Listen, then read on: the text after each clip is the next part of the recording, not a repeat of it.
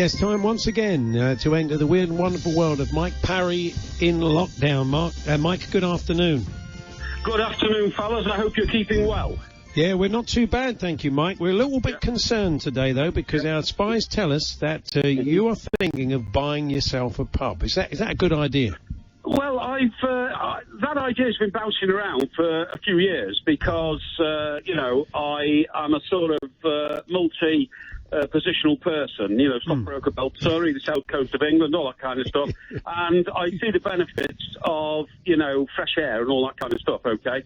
Now, the idea is a country pub. Now, what put me onto this was there is a very, very famous model called Jodie somebody. Jodie Kidd. Jodie Kidd, that's the one. And she's got this fantastic pub, okay? It's a country pub in a little village and all that kind of stuff. And she's gone into it in a consortium, I think, with other people.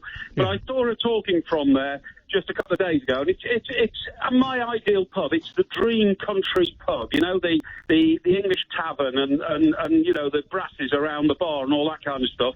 And I thought, I've really got to, it's make or break time, I'm of a certain age where I should think about doing it. The only problem is it's very, very hard work, so I'd have to get somebody else in to run it.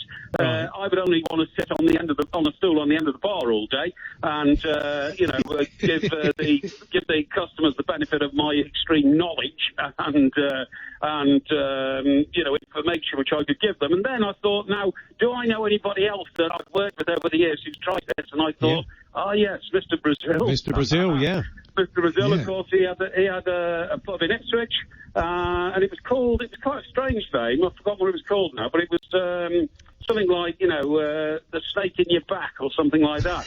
And it is a strange name. Snake in your back, but it was something like that. And I'll make a very good job of it, but said that he wasn't cut out to be a publican, and of course. Where the radio world says, well, thank God he came up to that conclusion, otherwise we wouldn't have had 20 years of him at talkSPORT, which, of course, has lit everybody's life up. So I'm not absolutely convinced yet, but it is something which I am... You see, you can own a pub and be a pub landlord and still get on with life.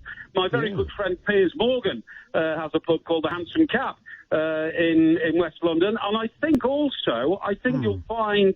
that wonderful model, 40-year-old, what's her name? The girl I'm talking about, very shapely lady. Who, no, not Kate Moss. No, the other one. Anyway, I'll remember her name in a minute. She's got her own pub in London as well. And of course, they just own the sort of property and the pub and all that kind of stuff, and somebody else gets on with the running of it. But it would be great, wouldn't it, to say, come back to my place, and all of a sudden you get in the people carrier and take people back, and you drive up the road, and you say, no, this is mine, my pub. It'd be absolutely fantastic. Yeah, wow, I mean, would you do Goodison Arms? I'm going with the Goodison Arms. Yeah, well, Dixie Deans. You'd have to call it. Well, you could call it the Dixie Dean, couldn't you? I mean, there's been so much to celebrate about him recently. Talking about celebrations, fellas, or commemorations, by the way. I noticed that today is, in fact, on this day in, I think it was 2008, wasn't it? Manchester United played Barcelona at the the Olympic Stadium in Rome. It was the one where Messi scored one of the few goals he's ever scored with his head, didn't he? That would be 2009. It wasn't 2008. That was Moscow. That was Chelsea, Manchester United. Yeah, that's right. Yeah. So what year was the Rome one? Would that be 2009? That one, Mike? Would it? Or was it, it probably. Yeah. I don't know. I can't remember now. But anyway, supermodels. Yeah. That's right. Yeah. The point is, I went to that one, and I suffered a terrible injury because I fell off a cliff by mistake going to the ground, because the Olympic Stadium's a little bit out of sort of Rome city centre, if you see what I mean. And I remember, yeah. We all know who Berlusconi is, don't we? Oh, yeah. Now, he used to run Italy. He used to run all of Italy's media operations, television, newspapers, all that. But he also ran who did he run? Was it Inter Milan? AC Milan. AC Milan, that's right. Yeah, AC Milan, that's right. Yeah. So I'm not quite sure what he was doing there that night. Oh, I suppose it was because it was in Italy. That's right. Yeah. Yeah. So what happens is what happens is, under normal circumstances, when the VIPs arrive, they just kind of close off, one road next to the stadium, don't they? And they roll out a red carpet from the entrance to the director's entrance to the car. Yeah. With Berlusconi, they closed off about 6 streets away from the stadium. And do you know what they did, which I've never seen anywhere else in the world, or anybody else, including politicians?